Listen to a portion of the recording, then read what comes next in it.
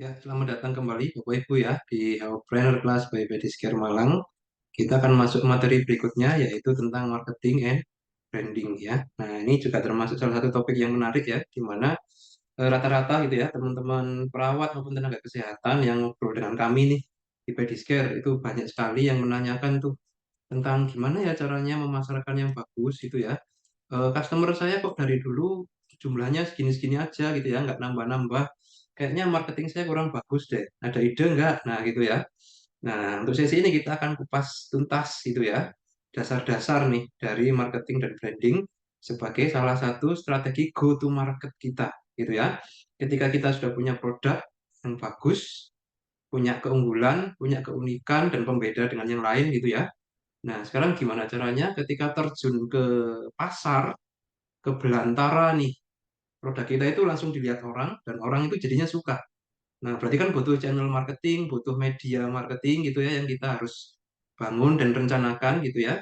Supaya nanti ketika produknya launching ini orang-orang bisa pada aware semua dan tertarik semua. Nah, ini sangat krusial sekali Bapak Ibu ya.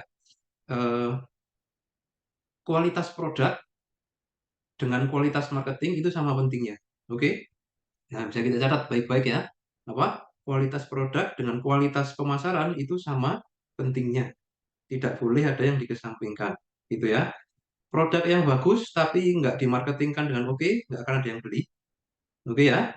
Produknya nggak bagus tapi marketingnya oke, bisa jadi orang akan beli tapi nggak akan beli lagi. Ya, sekali beli sudah kapok, nggak akan berulang gitu ya. Jadi nggak sustainable akhirnya bisnisnya. Sehingga dua ini adalah sama pentingnya ya, kualitas produk dan kualitas pemasaran. Oke, bersama saya Ahmad Hasim Wibisono, kita akan bahas bareng nih tentang strategi dasar-dasar ya, branding dan marketing. Nah, dalam rangkaian sesi ini nanti kita akan ada praktikum juga Bapak Ibu ya, bagaimana merencanakan marketing.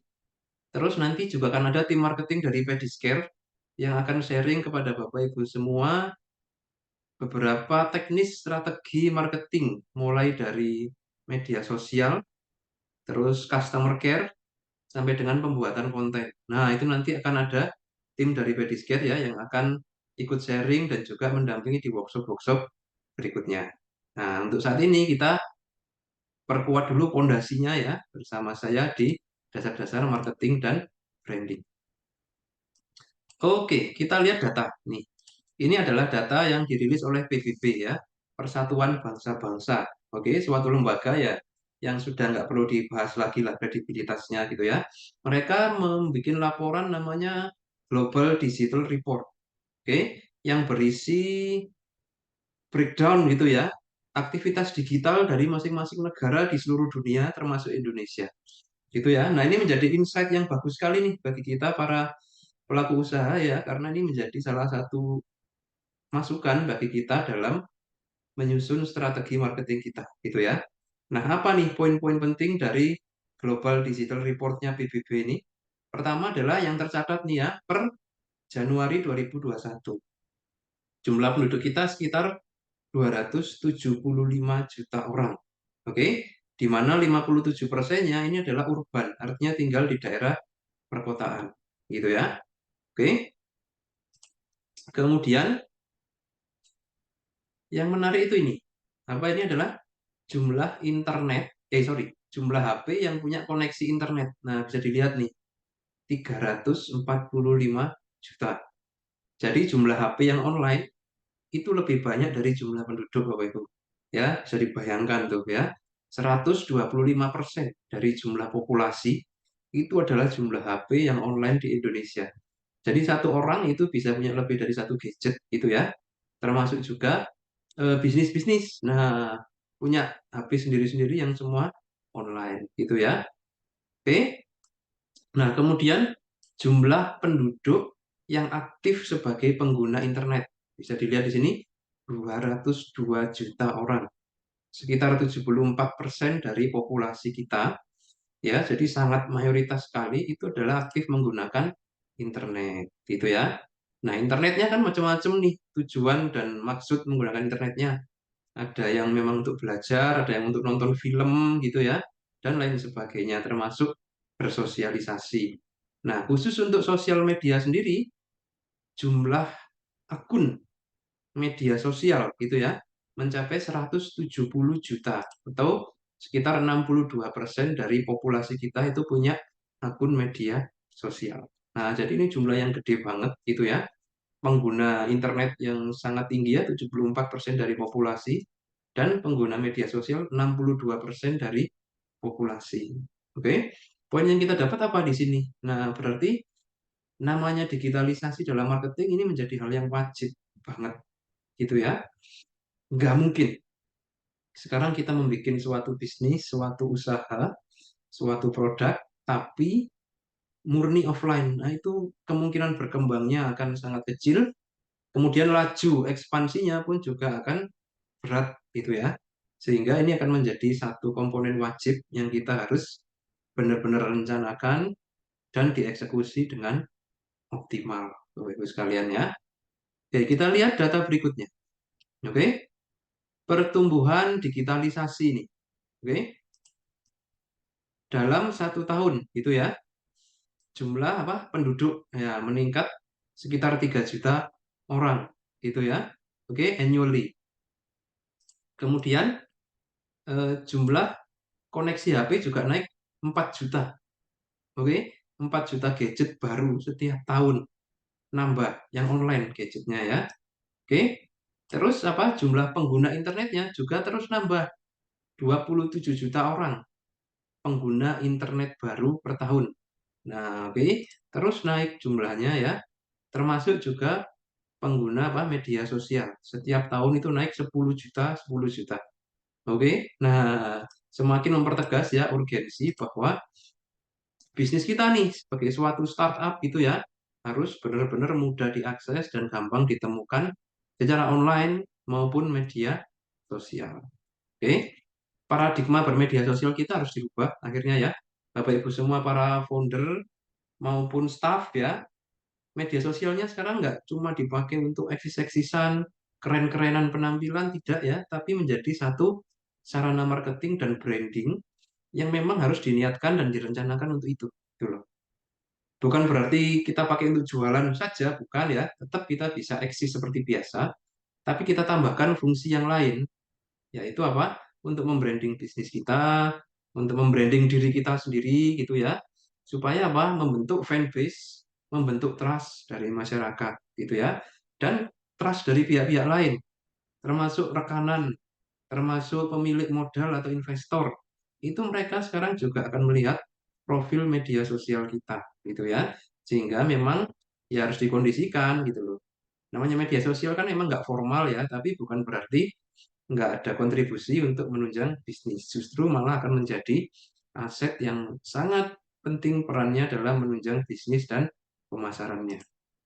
Gitu ya. Oke, next. Nah, saya punya data lagi nih ya. Tadi yang belum terbahas apa ya dari sini ya? Hmm, ini deh yang paling kiri. Yang paling kiri ini apa? Average daily time user. Orang usia 16 sampai 64 tahun gitu ya. Rata-rata dalam sehari itu internetan 5 jam. Oke? 5 jam dari 24 jam ya. Hampir seperempat hidupnya itu dihabiskan untuk internet. Nah, oke. Nah, jadi kita semakin bisa melihat ya bahwa orang-orang itu kalau cari informasi nggak lagi tanya tetangga, tanya teman gitu ya. Tanyanya adalah ke internet. Orang-orang kalau mau belanja, belanjanya nggak lagi datang ke toko ya, lewat internet. Beli makan, beli pakaian, bahkan sampai cari kendaraan gitu ya. Semua sekarang jawabannya adalah dari internet. Nah, termasuk cari produk kesehatan berarti dong. Nah, sehingga dari sini kita harus bisa mengambil waktu nih dari 5 jam mereka berinternet ini ya.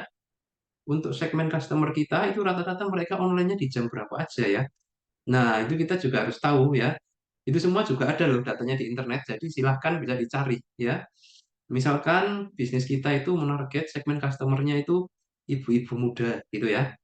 Nah, coba Anda searching deh ya, kapan waktu tersering ibu-ibu muda ini online. Oke? Beda lagi kalau target customer kita mungkin dewasa atau dewasa lanjut gitu ya, pria. Nah, kapan mereka rata-rata online? Nah, itu punya ritme aktivitas yang berbeda masing-masing. Oke? Sehingga kita harus bisa membidik dengan tepat customer kita ya, dan sehingga tahu strategi marketing yang tepat.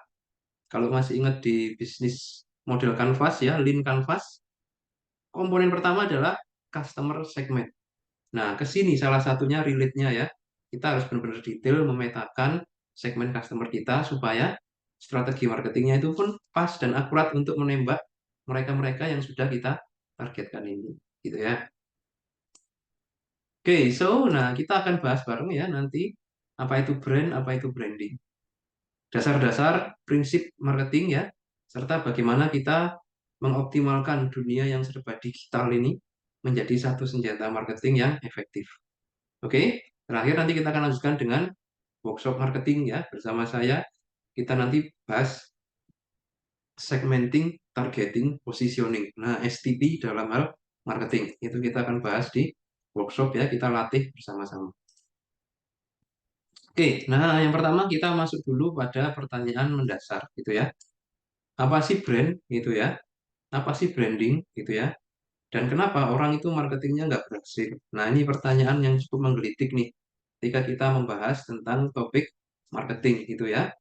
Oke, jadi apa sih sebenarnya brand itu gitu ya? Kita perlu tahu dulu ya, jangan sampai menyamakan ya antara brand dengan nama produk. Nah, itu dua hal yang berbeda ya. Proses branding itu apa ya? Dan kita juga perlu tahu kenapa marketing itu gagal pada akhirnya gitu ya. Produknya sudah bagus tapi pembelinya sedikit. Nah, kita masuk yang pertama, essential of brand dan branding. Oke, what is brand gitu ya, and why should we make a brand gitu ya. Kalau kita punya suatu produk barang atau jasa, kenapa harus ada brandnya gitu ya. Nah, kita lihat nih. Yang pertama, brand itu adalah nama, istilah, simbol atau kombinasi ya dari ini yang menunjukkan identitas dari pembuat atau penjual produk tersebut. Oke, identitas dari pembuat atau penjual, bukan produknya. Oke, jangan salah ya. Oke, nah kenapa kita harus membuat brand adalah yang pertama akan membentuk memori di customer pastinya, gitu ya. Contohnya gimana? Kalau ngomong ayam goreng, ya KFC lah. Nah, oke, muncullah brandnya KFC. Kalau ngomong kopi, ya kopi kenangan lah. Nah, gitu ya. Muncullah brandnya kopi kenangan, gitu ya. Dan masih banyak lagi contoh yang lain yang nggak terbatas. Ngomong smartphone, oh bagi saya smartphone itu ya iPhone. Nah, gitu ya. Ada lagi yang lain, oh bagi saya smartphone itu paling cocok Oppo. Nah, macam-macam ya. Tapi pada intinya apa? Membentuk memori di customer. Ini penting banget. Oke. Terus yang kedua apa? Kenapa kita harus punya brand? Tuh, menjadi pembeda suatu bisnis dengan kompetitornya. Gitu ya. Sama-sama rawat luka nih. Satunya pedicure, satunya yang lain. Nah, begitu orang sudah ngomong pedicure, contoh ya, langsung yang diingat itu A, B, C, D. Nah, sehingga, oh ya deh, di pedicure aja. Gitu ya. Sama halnya dengan rumah sakit nih. Kalau Bapak Ibu ada orang rumah sakit ya, ada orang fraktur atau mau operasi gitu ya. Operasinya di rumah sakit mana ya? Nah, pasti langsung terpikir itu brandnya, rumah sakitnya gitu loh ya. Oh, rumah sakit ini aja karena lengkap, dokternya ini, nyaman dan lain-lain. Nah, contoh seperti itu ya. Jadi menjadi suatu pembeda dari bisnis dengan kompetitor. Akan sulit bagi customer ya untuk mengingat kita kalau kita itu nggak punya brandnya Bapak Ibu. Gitu ya. Anda cuman membuat minuman sehat dikemas, nggak ada brandnya. Nah, orang pasti sulit mengingat dan sulit merekomendasikan juga ke orang lain gitu loh. Saya tadi beli minuman enak loh, jamu gitu ya. Rasanya itu nggak memboseni jamunya. Tapi kok nggak ada mereknya ya. Belinya yang di sana itu loh. Nah, sulit ya orang mengingat dan merekomendasikan. Oke, sama halnya dengan kita tenaga kesehatan yang punya praktek gitu ya. Kita cuma pasang pelangnya doang ya, bisa jadi oke gitu ya. Dengan pelang itu berarti kan ada nama kita itu menjadi brandnya, bisa. Tapi, nah ketika kita punya nama sendiri tuh yang bukan nama kita di situ ya, itu akan menjadi memori yang lebih bagus gitu loh ya di customer. Dan akhirnya menjadi pembeda juga. Oh di situ itu yang itu loh, yang pedicure itu loh ya. Kayaknya lebih bagus dari dibanding dengan prakteknya si A, si B, si C yang di sana itu. Nah, mending ke pedicure aja. Nah, sebagai suatu produsen gitu ya, itu akan memberi kita kesan lebih berkelas. Nah, oke. Jadi menjadi apa? Pembeda. Ya, dan tentunya ini mencerminkan nilai kualitas dan kelas dari produk yang dihasilkan. Gitu ya. Anda beli HP, katakanlah iPhone gitu ya. Tapi logonya itu dihilangkan. Barangnya sama, gitu ya. Dengan satu lagi Anda disuruh pegang sama-sama barangnya tapi ada logo Apple-nya. Nah, mana yang Anda pilih? Nah, pasti pilih yang ada logonya, ada brandnya, meskipun barangnya sama gitu ya. Kenapa? Karena dari logo atau brandnya itu mencerminkan nilai kualitas dan kelas dari suatu produk yang dihasilkan. Gitu ya. Jadi kita ngomong brand di sini bukan ngomong produknya ya, belum. Tapi adalah ngomong reputasi dari pembuat atau penjualnya. Nah, gitu ya. Oke, teman-teman ya. Jadi usahakan yang selama ini sudah ada praktekan, dikasih itu suatu brand gitu ya.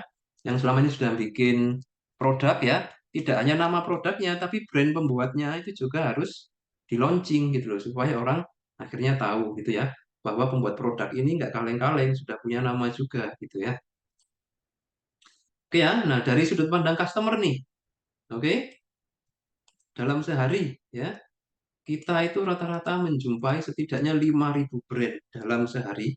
Kalau kita itu beraktivitas secara normal ya, keluar, kerja, bersosialisasi itu minimal itu 5.000 brand masuk nih ke dalam panca indera kita gitu ya. Oke. Nah, dengan kita ketemu brand ini, manfaatnya apa buat customer? Satu, lebih mudah mengambil keputusan.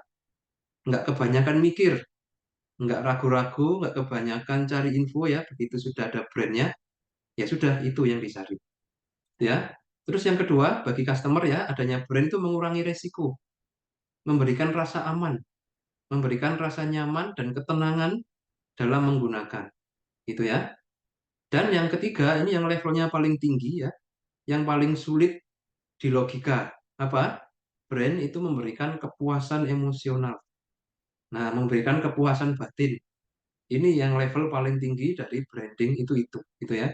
Kalau sudah namanya kepuasan batin itu kadang nggak melihat harga, nggak lihat kualitas loh itu. Yang penting brandnya itu gitu ya. Oke, jadi brand memberikan kepuasan emosional, gitu ya. Nah, ini ada beberapa contoh nih gambar yang saya tampilkan ya. Oke, ada pemain sepak bola tuh, ada Messi, ada Ronaldo, ya masih zaman di Barcelona di klub yang lama ya. Dan juga ada Ozil gitu ya, masih terkenal di Arsenal. Nah, masing-masing punya brand sendiri tuh. Messi Barcelona dengan Nike-nya, Ronaldo Juventus dengan Adidas-nya, gitu ya. Ozil Arsenal dengan Puma. Nah, gitu ya. Bagi kita nih, para penggemar sepak bola yang mau cari sepatu bola, ya nggak usah banyak mikir. Kita lihat saja idola kita yang mana, dia pakai brand apa, ya sudah kita ikut. Nah, kan begitu. Oke, nggak terlalu banyak pertimbangan. Ambil keputusan gampang, gitu ya. Oke, terus nih, ini contoh ekstrim ya. Ada dua sepatu. Yang satu logonya 3 strip, namanya Adidas. Satu logonya 4 strip, Adidas gitu ya. Nah, kita pilih yang mana? Nah, pasti lebih aman yang Adidas deh kayaknya. Kualitas lebih terjamin, meskipun harganya sedikit mahal ya, tapi lebih awet deh kayaknya dibanding Adidas gitu ya. Nah, contoh itu ya. Memberikan apa? Keamanan ya, mengurangi resiko gitu loh ya. Oke, yang ketiga apa? Brand memberikan kepuasan batin. Nah, ini contoh yang di samping ini ya. Ada kopi, Starbucks, ada laptop, contohnya ya, Asus atau Apple gitu ya. Ada HP, contohnya Samsung. Ini yang bikin orang-orang fanatik gitu ya. Aku lagi pengen anu nih, fokus kerja. Paling enak itu ya sambil ngopi. Ngopi itu pasti di Starbucks. Nggak bisa yang lain. Nah, gitu ya. Entah itu harganya mahal, entah mungkin kopinya itu biasa aja rasanya. Tapi sudah brandnya Starbucks itu bikin saya cocok. Nah, jadi saya harus di situ nih kalau mau santai. Misal ya. Atau laptop juga begitu ya. Di Padiscare semua tim laptopnya Asus semua. Kenapa? Karena saya dari dulu juga pakai Asus kebetulan cocok, nggak rewel dan lain-lain. Nah, akhirnya teman-teman tim yang lain ikutan tuh belinya Asus gitu ya. Kepuasan tersendiri, oh, ya sudah kompak, puas gitu ya. HP juga begitu sama ya. Kadang pokoknya mereknya Samsung ya sudah beli gitu ya, nggak usah yang lain-lain. Terserah seri apa, yang penting Samsung. Nah, contoh ya. Itu adalah manfaat nih dari brand dari sudut pandang customer. Jadi penting banget ya. Jangan sampai Anda punya produk tapi nggak ada brandnya. Oke? Nah, sekarang bagaimana memformulasikan suatu brand gitu ya. Kan brand itu tadi kombinasi dari apa? Kita kembali dulu ya ke slide sebelumnya ya. Nah, nih, brand itu adalah kombinasi dari kata atau nama, bisa jadi istilah, bisa jadi simbol, logo, atau bentuk-bentuk yang lain. Yang penting itu mewakili identitas dari pembuat atau penjual produk gitu ya. Nah, kan kita harus merumuskan nih brand kita berarti ya apa gitu ya. Bagaimana panduannya dalam menentukan nama brand, logo atau sebagainya. Nah, ada beberapa pertimbangan ya bagi Anda yang belum punya gitu ya. Pertama, brand harus dibikin sesuai dengan target pasar atau audiennya. Gitu ya. Kalau produk Anda ini kesehatan, ya usahakan dalam brandnya itu ada nuansa kesehatannya. Entah warnanya, entah bentuknya, atau kata-katanya itu ada nuansa kesehatan. Gitu ya. Oke, sesuai dengan target pasar Anda. Jadi kalau target pasar Anda itu usia dewasa, ya jangan membuat brandnya itu kata-katanya yang kekanak-kanakan. Warnanya yang terlalu mencolok gitu ya, nggak cocok untuk orang yang usia dewasa. Karena mereka suka yang lebih elegan. Sedikit formal, berkelas gitu ya. Beda kalau segmen customer Anda remaja. Nah, itu Anda bisa bikin lebih fun, lebih casual gitu ya. Contoh ya, sesuai dengan target pasar. Oke, terus berkaitan dengan core bisnisnya. Nah, gitu ya. Jangan sampai core bisnisnya itu kesehatan, tapi brandnya nggak ada warna-warna sentuhan kesehatannya gitu ya. Malah seperti nama toko bangunan misalkan. Nah, itu kan sulit gitu ya. Saya sempat menjumpai itu beberapa teman ya yang bergerak di bidang perawatan luka gitu ya. Tapi nama brandnya itu nggak relate banget gitu loh dengan kesehatan dan core bisnisnya. Contoh ya, malah seperti terdengar seperti perusahaan IT karena terlalu canggih gitu ya istilahnya. Oke, itu nggak ideal gitu ya. Terus usahakan apa? Mudah diucapkan oleh lidah orang Indonesia gitu ya. Dan ada artinya, nggak sekedar kata-kata yang terdengar keren atau istilah-istilah bule ya, bahasa Inggris yang lagi trending itu Anda pakai nama produk Anda gitu ya. Tapi apa meaningnya, artinya apa? Itu susah banget ya. Diomongkan susah, nggak ada artinya lagi. Nah, itu bikin pusing tuh. Customer jadi kesan pertama itu kayak meragukan gitu ya. Ini brand apa ya kok kayak bikin brandnya itu salah-salahan gitu ya. Nah, oke. Terus brand mengakomodir pertumbuhan bisnis. Jangan sampai nama brand Anda itu justru membuat produk Anda dan bisnis Anda itu terlihat kecil gitu ya. Nah, ini harus mengakomodir pertumbuhan bisnis dan nggak mengekang gitu ya.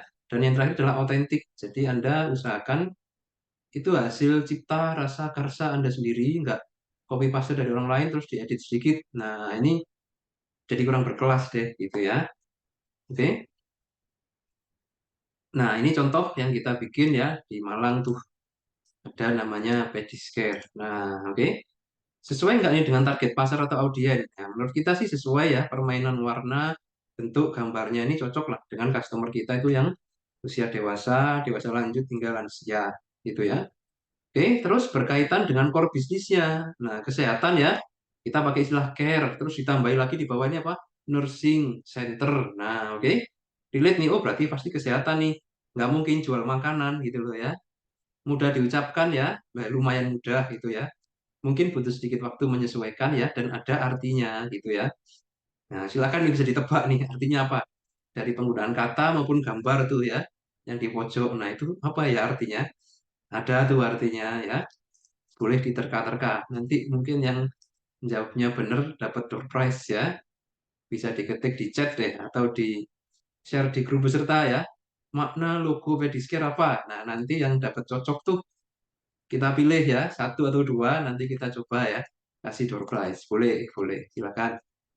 Oke, terus mengakomodir pertumbuhan bisnis gitu ya. Artinya kita tidak terlalu sempit gitu ya membuat nama atau brandnya gitu ya. Contoh dulu itu kita sempat mau bikin itu jadi Pedicure Malang. Nah, ada Malangnya gitu ya. Tapi kalau kita bikin di luar Malang gimana ya? Nah, jadinya masa Pedicure Malang Surabaya. Nah, jadinya ribet ya. Akhirnya kata Malang itu kita buang gitu ya contohnya. Karena itu nanti bikin jadi nggak mengakomodir pertumbuhan bisnis gitu ya. Oke, terus otentik. Nah, otentik kayaknya nggak ada deh di Indonesia yang mirip-mirip ini namanya gitu ya. Ini emang hasil karya kita sendiri, ya hasil perenungan dan kreativitas kita. Nah, teman-teman silakan nih. Berarti ada 5 poin ya di sini yang Anda perlu pertimbangkan dalam menentukan brand Anda, gitu ya. Nah, terus kalau brandnya sudah jadi, PR-nya adalah membangun nih brand kita. Gimana supaya di mata customer itu selalu terlihat sebagai brand yang bernilai tinggi. Value-nya itu keren gitu loh ya, dan tak lekang oleh waktu. Nah, ini yang relate dengan slide sebelum materi sebelumnya tadi ya, yang itu tuh siklus life cycle produk gitu ya. Nah, salah satunya produk itu bisa turun kurvanya karena itu tadi nilai brandnya itu hilang atau turun gitu ya. Karena nggak bisa menyesuaikan dengan perkembangan zaman, nggak bisa menyesuaikan dengan selera customer, nggak bisa menyesuaikan dengan berbagai inovasi dari kompetitor. Nah, sehingga brand kita harus terus kita bangun ya. Jadi nggak cuma sekali launching selesai brand itu ya, tapi harus terus gitu loh. Itu namanya proses branding. Nah, oke. Proses membentuk brand menjadi bernilai, valuable bagi customer, dan ini terus suatu proses yang berkelanjutan. Namanya aktivitas branding. Meningkatkan value dari brand kita. Nah, apa aja ya upaya yang kita bisa lakukan nih supaya nilai dari brand kita itu terus tinggi gitu ya dan nggak sampai luntur dan membuat orang itu akhirnya kehilangan minat serta apresiasi kepada brand kita.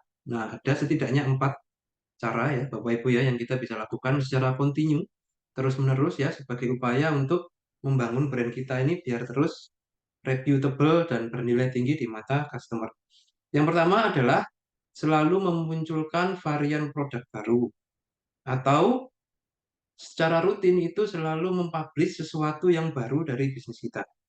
Nggak harus produknya sih yang baru ya, bisa jadi platformnya yang baru, bisa jadi ada informasi yang baru, atau anything lah yang baru yang memang mengupdate gitu ya, sehingga produk kita atau brand kita itu selalu terlihat hidup, karena selalu ada something new secara berkelanjutan gitu ya. Varian itu menunjukkan apa? Kapabilitas dan perkembangan dari produk. Oke, produk baru akan memberikan solusi baru bagi customer, gitu ya. Bisa jadi nih contoh teman-teman yang bergerak di bidang perawatan luka, contoh bulan ini ada produk baru dari merek A, nah itu di launching untuk luka seperti ini, gitu ya. Bulan depan mungkin ada informasi baru loh di media sosial kita tentang apa, nah launching, nah selalu ada something new dari brandnya, oke? Itu akan menjadikan produk kita itu lebih bernilai ya di mata customer. Terus yang kedua adalah positive branding. Nah, orang itu akan lebih mudah ya membekas itu kalau branding kita itu positif, menggunakan gambar yang positif, pilihan kata yang positif ya, permainan warna pun juga yang positif gitu loh ya. Jangan sampai kita memberikan informasi yang memang benar tapi cenderung negatif. Contohnya apa? Tahukah Anda jumlah penderita diabetes di Indonesia terus meningkat? Nah, ini kan ya memang benar sih, tapi itu kan konotasinya adalah negatif ya. Jadinya brand ini kok informasinya nambah beban hidup saya ya. Nah, gitu ya contoh ya. Brand ini kok membuat saya jadi tambah pusing ya, banyak masalah ya. Nah, itu hal yang kita hindari. Jadi branding kita harus positif, ringan gitu ya.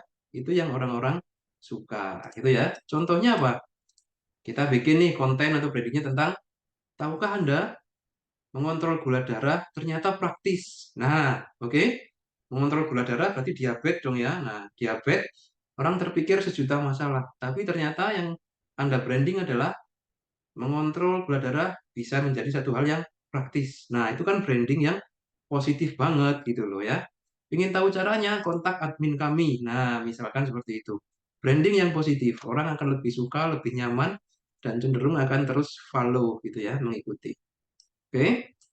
Yang ketiga, cara supaya brand kita terus bereputasi adalah create knowledgeable customer. Jadi kita harus menjadikan customer kita itu dari waktu ke waktu itu tambah pinter, tambah smart, tambah banyak ilmunya. Nah, itu yang bikin brand kita itu jadi berkelas banget gitu ya.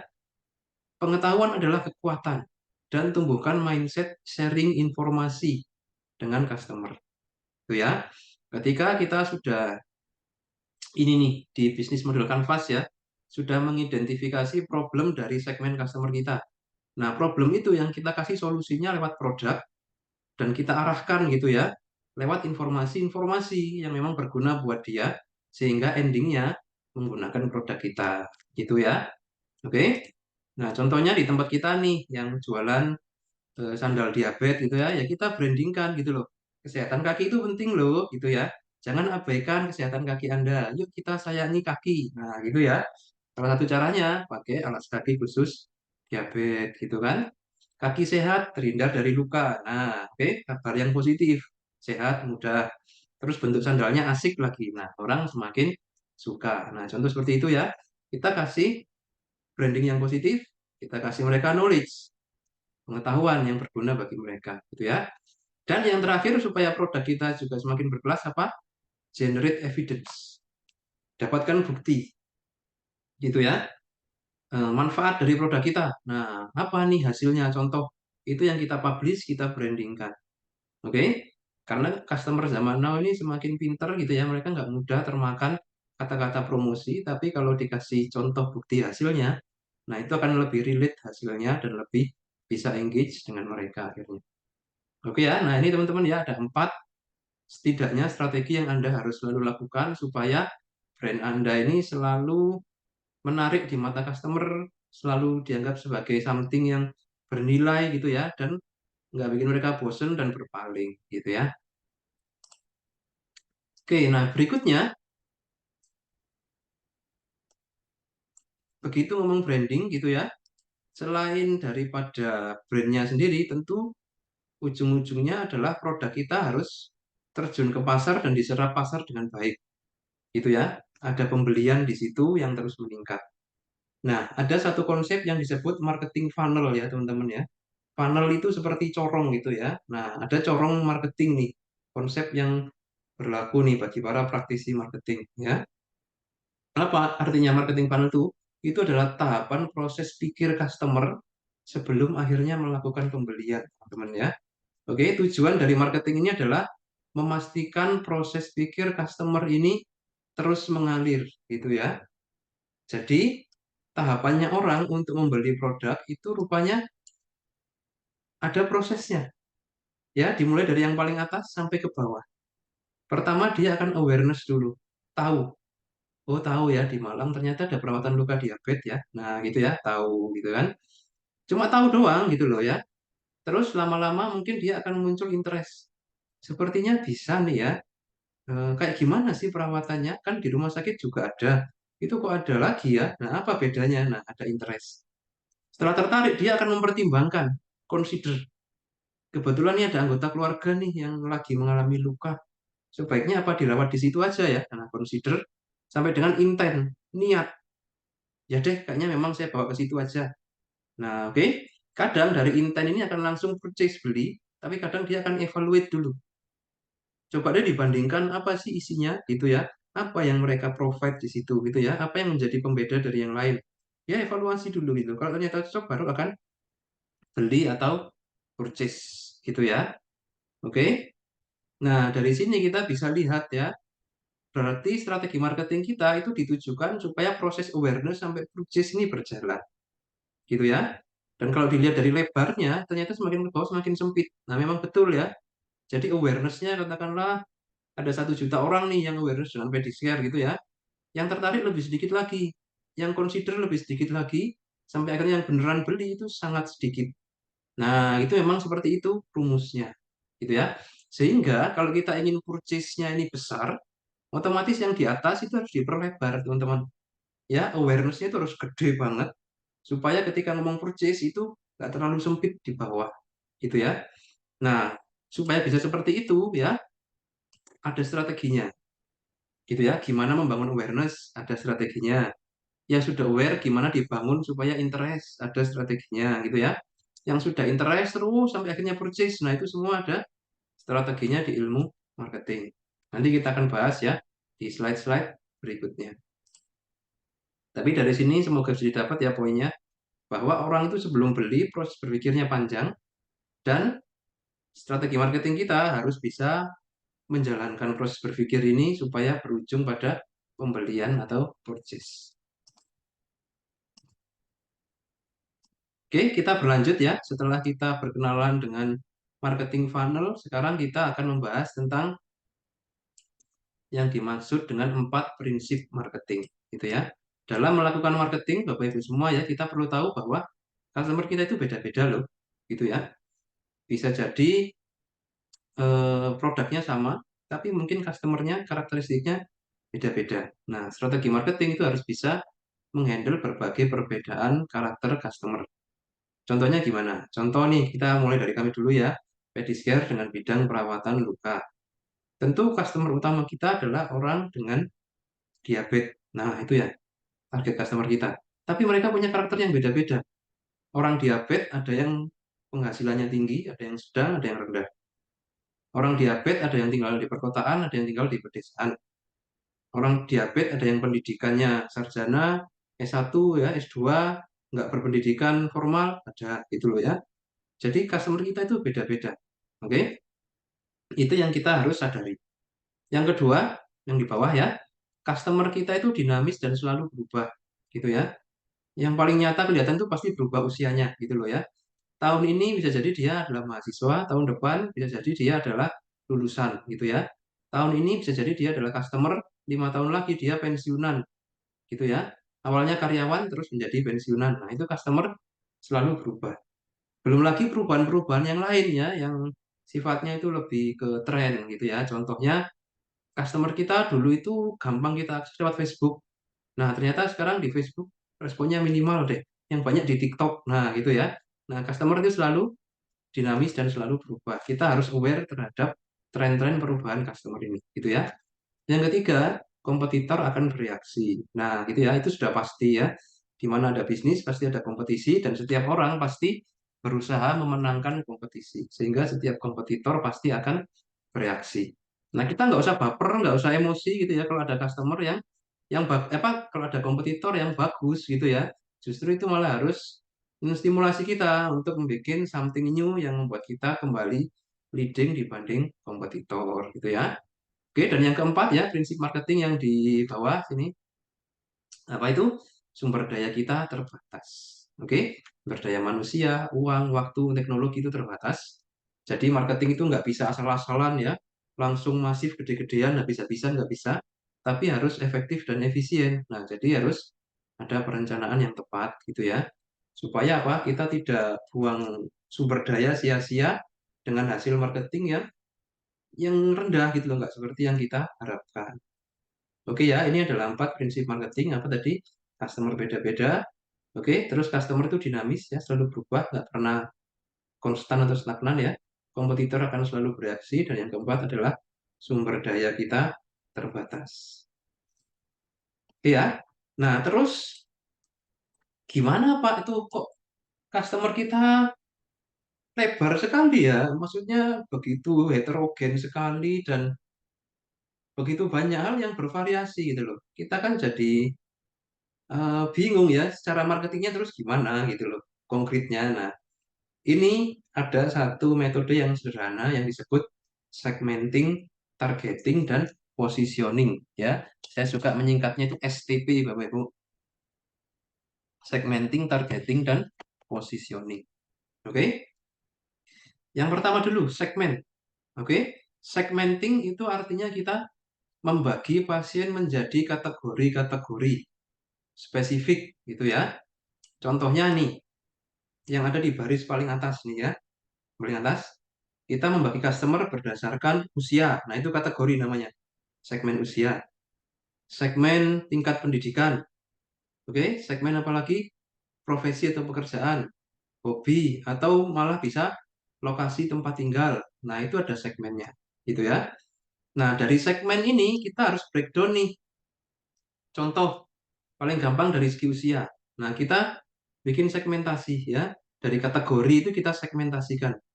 Remaja, dewasa muda, dewasa akhir, lansia. Tingkat pendidikan atau tingkat penghasilan, itu ya kategorinya. Segmennya apa aja? Penghasilan rendah, menengah, menengah ke atas, menengah super atas, dan terbatas, itu ya. Misalkan, oke? Nah, itu semua ada segmennya gitu loh. Lokasi, contoh nih ya, yang paling gampang, karena kami di Malang ya, kita membagi customer kita itu lokasi Malang Kota, Kabupaten, Kota Batu, dan kota sekitar. Nah, gitu ya. Contoh, segmennya itu. Kategorinya adalah lokasi atau geografi, segmennya itu tadi. Nah, itu adalah proses segmenting namanya. Membagi mereka menjadi kategori-kategori, dan di setiap kategori itu ada segmennya. Itu adalah proses segmenting. Oke? Nah, dari sini kan kepotret nih, luasnya potensi calon customer gitu ya. Nah, baru yang kedua, kita targeting. Oke? Dari target ini kita tetapkan gitu. Contoh dari usia. Kita target yang rentang usia mana? Nah, itu kita pilih fokus ke target itu. Gitu ya. Dari segi penghasilan, misal ya, ada penghasilan rendah, menengah, menengah ke atas, dan tak terbatas gitu ya. Kita mau fokus ke segmen yang mana dulu nih? Oh, kita fokusnya ke segmen yang menengah ke atas dulu deh. Ya sudah, berarti itu yang Anda sepakati targetnya. Oke? Nah, kalau sudah ada list target ya, usia sekian, penghasilan sekian, lokasi sekian. Nah, baru kita masuk ke yang ketiga, positioning. Di mana kita menempatkan iklan kita? Di mana kita menempatkan konten kita? Supaya jatuh di tangan target yang sesuai. Nah, gitu ya. Itu adalah pola pikir dari marketing STP, segmenting, targeting, positioning. Oke, nah ini nanti yang akan kita lakukan Bapak Ibu ya di sesi marketing praktikum ya. Kita akan mengajak Anda untuk melakukan segmentasi, targeting, dan positioning. Oke, nah kita marketing pun juga harus melek ya. Secara online tadi sudah kita bahas ya, dan juga secara offline tetap harus jalan. Nggak boleh hanya satu metode aja, tapi harus dua-duanya supaya kemungkinan jangkauannya itu lebih luas. Supaya awareness-nya itu lebih luas ya, sehingga nanti purchase-nya itu lebih jalan gitu ya. Oke, nanti kita akan lihat ya di workshop segmenting, targeting, dan positioning. Oke, product life cycle tadi sudah kita bahas di materi sebelumnya ya, jadi kita bisa lanjutkan ya. Semua kompetitor akan bereaksi Bapak Ibu ya, ingat. Jadi kita ya harus selalu apa? Terus berinovasi, membuat pembaruan-pembaruan dalam berbagai hal. Kita terus selalu meningkatkan value dari brand kita ya melalui 4 langkah yang tadi itu gitu ya. Dan kalau bisa kita memang membuat satu pembeda, keunggulan, penciri yang disebut competitive advantage. Atau kalau nama lengkapnya itu apa? Sustainable competitive advantage. Itu adalah keunggulan sekaligus penciri kita yang akan membedakan dengan membedakan dengan kompetitor. Dan kompetitor itu nggak gampang niru. Nah, itu adalah competitive advantage namanya. Atau kalau di Lean Canvas ya, bisnis model Canvas itu disebutnya sebagai unfair advantage. Nah, pada intinya itu ya, kita formulasikan penciri atau pembeda kita dengan customer itu ya. Oke. Nah, competitive advantage ini sarannya bentuknya ya berupa brandnya, berupa penawarannya atau relationship dengan customernya. Jadi kalau bisa pembeda kita itu salah satu atau kombinasi dari ketiga kategori yang dikasih warna kuning di bawah ini, gitu ya. Dari segi brandnya itu yang memang kita bangun ya, kesan dari brandnya itu memang beda dengan kompetitor sebelah, gitu ya. Oke, terus offering penawaran kepada customer itu beda-beda, gitu ya. Dan yang terakhir adalah relationship dengan customer itu juga kita mesti punya metode pendekatan yang berbeda. Oke, kita bisa bangun ya salah satu dari tiga ini atau kita kombinasikan ketiga ini menjadi satu paket advantage yang akan membedakan kita dengan customer kita gitu ya. Nah, umumnya memang competitive advantage ini nggak bersifat fisik atau material, nggak berupa satu benda dulu ya. Karena kalau benda itu kan bisa ditiru dan namanya benda ya pasti ada trennya itu, ada kalanya dia ini menjadi satu hal yang istimewa tapi ada masanya dia jadi satu hal yang biasa. Jadi competitive advantage ini jarang dilupakan barang ya, tapi lebih kepada tiga yang di bawah ini gitu ya. Oke ya, nah ini contoh-contoh konten gitu ya dari masing-masing bentuk apa marketing funnel gitu ya. Coba saya akan berganti setting share screen-nya dulu supaya bisa muncul ya. Nah ini adalah salah satu contoh Bapak Ibu ya, bagaimana kita membangun konten itu sesuai dengan apa ya istilahnya itu tujuan daripada marketing funnelnya gitu ya. Contoh nih, kalau kita di awal memang ingin membangun awareness gitu ya, ya jadi fokusnya bikin orang yang nggak tahu jadi tahu gitu loh ya. Bagaimana? Nah ini contoh di Pedicure Malang gitu ya. Sekarang sudah ada nih di Malang Pedicure. Apa aja Pedicure ini pelayanannya, jam operasional, alamat gitu ya. Ini kebetulan konten kita yang lama banget nih dulu ya. 2015 ini kayaknya ya, masih awal-awal bikin dulu. Oke, nah jadi di sini kita nggak nyuruh orang beli gitu loh, ya. Nggak ada instruksi sama sekali untuk beli atau gunakan jasa kami itu nggak ada. Murni untuk awareness. Jadi yang nggak tahu biar jadi tahu apa itu Pedicure. Oke, next. Nah, kita memposting lagi contoh progres perawatan luka by Pedicure. Nah, ini tujuannya apa? Supaya orang yang sudah tahu itu bisa ini jalan ke yang ini. Consideration sampai dengan intent. Nah, itu ya. Jadi yang sudah tahu, oh ternyata hasilnya bagus ya. Oh ini ada luka yang jelek jadi bagus ya nggak diamputasi. Nah contoh nih, oke. Tapi karena bukan tujuan purchase, kita belum nyuruh mereka beli, gitu ya. Baru, nah ketika memang awareness sudah jalan, consideration sudah dapat, gitu ya. Waktunya nyuruh orang beli nih. Nah maka kita langsung nih Pedicure solusi untuk luka Anda pesan sekarang. Nah gitu ya. Kita nggak nulis lagi alamat apa produk kita, lalala gitu ya. Langsung apa? Suruh mereka untuk beli atau pesan sekarang. Gitu ya. Nah ini contoh Bapak Ibu ya. Bagaimana membangun marketing funnel melalui konten marketing media sosial kita. Gitu ya. Oke. Nah kalau sudah kita lanjutkan ke berikutnya ya. Nah, digital marketing harus multi platform ya. Ada website, email, media sosial, dan lain-lain gitu ya. Yang paling ideal sih memang website ya. Kenapa? Karena website itu akan bertahan terus gitu ya. Beda dengan media sosial, mungkin ada kalanya dia akan bangkrut atau ditinggal oleh penggunanya gitu ya. Tapi kalau website ini akan selalu kekal abadi gitu ya. Dan di dalam website itu ada informasi yang lengkap banget. Kita bebas mau layout seperti apa gitu ya. Dan bisa menjadi pangkalan nih untuk menghubungkan platform-platform yang lain. Oke, sorry kita back dulu ya. Nah, tapi kalau Anda belum bisa bikin website ya, ya at least media sosial ini harus dibangun dulu gitu ya. Media sosial yang mana? Nah, itu nanti akan dibahas ya oleh tim media sosial Pedicure ya. Nah, pada kesimpulannya ya, marketing adalah proses yang sangat dinamis dan eksploratif ya. Ada 4 prinsip marketing di sini yang kita harus perhatikan ya. Customer selalu berubah gitu ya. Customer karakteristiknya beda-beda gitu ya. Sumber daya kita terbatas dan kompetitor akan bereaksi. Oke, strong branding harus terus dibangun ya melalui 4 langkah tadi ya. Dan tanpa marketing, setiap bisnis nggak akan bertahan ya untuk mencapai profit yang adekuat. Oke, Bapak Ibu ya.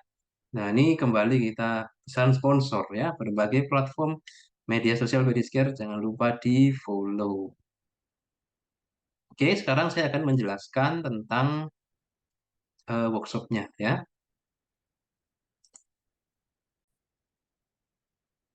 Nah, ini adalah lembar kerja workshop kita Bapak Ibu ya. Sudah ada di Google Drive. Silakan bisa di-download ya.